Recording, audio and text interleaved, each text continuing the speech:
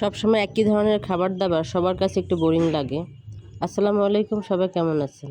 তো আজকে আমি মাছের ডিম দিয়ে ভিন্ন ধরনের একটি রেসিপি করব। প্রথমে মাছের ডিমগুলো ভালো করে ধুয়ে লবণ, হলুদের গুঁড়ো, পেঁয়াজ কুচি, একেবারে ভিন্ন ধরনের একটি রেসিপি করব এবং তার সাথে দিয়ে দিয়েছি মরিচ কুচি।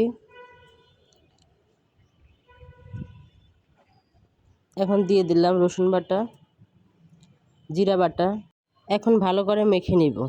আমার এখানে বিভিন্ন ধরনের মাছের ডিম ছিল, আপনারা ইচ্ছা করলে এক ধরনের ডিম দিয়ে করতে পারেন বা বিভিন্ন ধরনের ডিম দিয়ে করতে পারেন।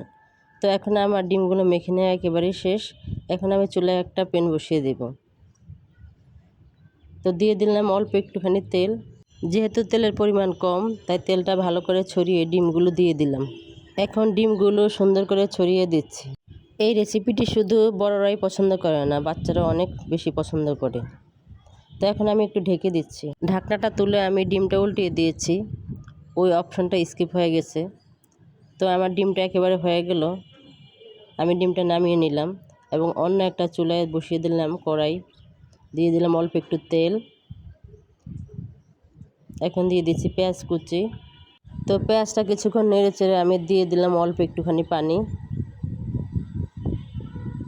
এখন দিয়ে দিচ্ছি তেজপাতা, এলাচ, লং এবং আরও দিয়ে দিচ্ছি রসুন বাটা, জিরা বাটা, হলুদের গুঁড়ো, লবণ এবং মরিচের গুঁড়ো। তো আবার একটু নেড়ে চেড়ে নিলাম ভালো করে। এভাবে আমি কিছুক্ষণ নেড়ে চেড়ে নিব। তো কিছুক্ষণ নেড়ে চেড়ে নেওয়ার পর যখন তেলটা ছেড়ে দিবে, তখন আমি দিয়ে দিব কেটে রাখা আলু কুচিগুলো। দিয়ে দিলাম আলু কুচিগুলি। এখন ভালো করে নেড়ে চেড়ে নিচ্ছি। তেলের উপর কিছুক্ষণ ভাজা ভাজা করতে হবে। তো এই পর্যন্ত যারা আমার ভিডিওটি দেখছেন, প্লিজ একটি লাইক দিয়ে দিন এবং যারা এখনও সাবস্ক্রাইব করেননি, সাবস্ক্রাইব করে পাশে থাকুন। এখন আমি দিয়ে দিচ্ছি পরিমাপ মতো ঝোল। তো ঝোলটা একেবারে দিয়ে দিয়েছি। এখন আমি ডিমটা সুন্দর করে পিস পিস করে কেটে নিচ্ছি। এটা রান্না ছাড়াও ভেজেও খাওয়া যায়। তো এখন আমি দিয়ে দিলাম সম্পূর্ণ ডিমগুলো। এখন ডিমগুলো সম্পূর্ণ দিয়ে দেওয়া শেষ। দিয়ে দিলাম কিছু কাঁচামরিচ ফালি, তারপরে দিয়ে দিলাম ধনিয়া পাতা। এখন আবার একটু ঢেকে দিলাম। যেহেতু একটু মাখা মাখা ঝোল রাখবো, তাই আমার রান্নাটা প্রায় শেষের দিকে। এখনই নামিয়ে নিব। তো আমি একটা বাটিতে ঢেলে নিচ্ছি এখন। আলহামদুলিল্লাহ, কালারটা অসাধারণ আসছে এবং খেতেও কিন্তু অসাধারণ লাগে গরম ভাতের সাথে।